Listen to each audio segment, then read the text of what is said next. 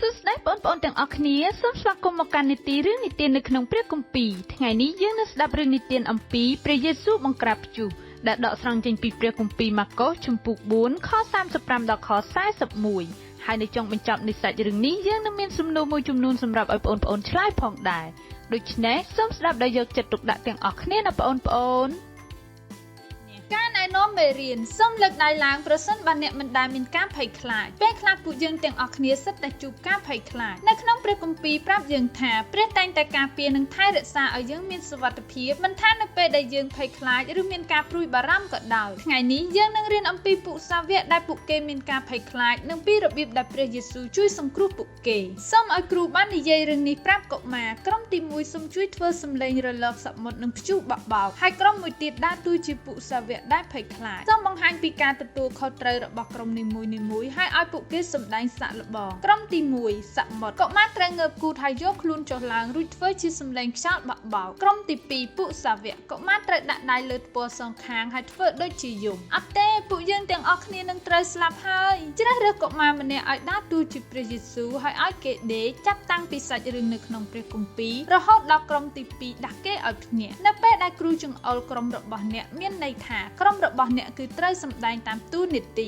សូមស្ដាប់ហើយធ្វើតាមតួនាទីរបស់ក្រុមអ្នកនិងស្រែកឲ្យបានលឺៗតាមដែលអាចធ្វើទៅបានរឿងនៅក្នុងព្រះគម្ពីរនៅល្ងាចមួយបន្ទាប់ពីការអធិប្បាយរួចមកព្រះយេស៊ូវបានសម្រេចចិត្តធ្វើដំណើរតាមទូកនេសាទជាមួយនឹងពួកសាវករបស់ទ្រង់ដើម្បីឆ្លងកាត់សមុទ្រទៅកាន់ត្រើយម្ខាងទៀតចង្អុលក្រុមទី1នៅពេលដែលពួកគេធ្វើដំណើរបានពាក់កណ្ដាលសមុទ្រក៏ចាប់ផ្ដើមមានព្យុះបក់បោកជាមួយរលកសមុទ្រចង្អុលក្រុមទី1ហើយទូកក៏បានបក់ទៅមុខទៅក្រោយឡើងលើចុះក្រោមតាមរលកសមុទ្រព្យុះគឺរឹតតែខ្លាំងហើយកាន់តែគ្រោះថ្នាក់ទៅ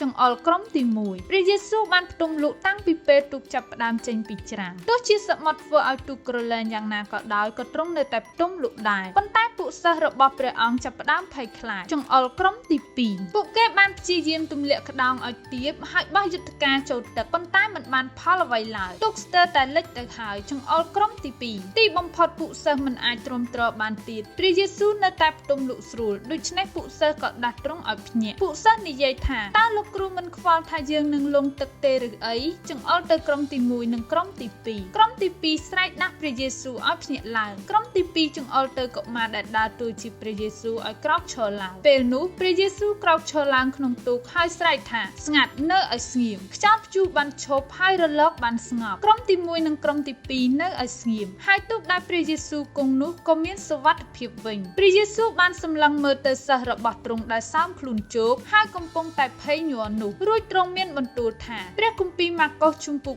4ខ40ហេតុអ្វីបានជាអ្នករាល់គ្នាភ័យដល់ម្លេះម្ដេចក៏គ្មានសេចក្តីជំនឿអញ្ចឹងនោះគេមានសេចក្តីស្ញែងខ្លាចជាខ្លាំងទាំងសួរគ្នាទៅវិញទៅមកដូចនេះថាព្រះគម្ពីរម៉ាកុសជំពូក4ខ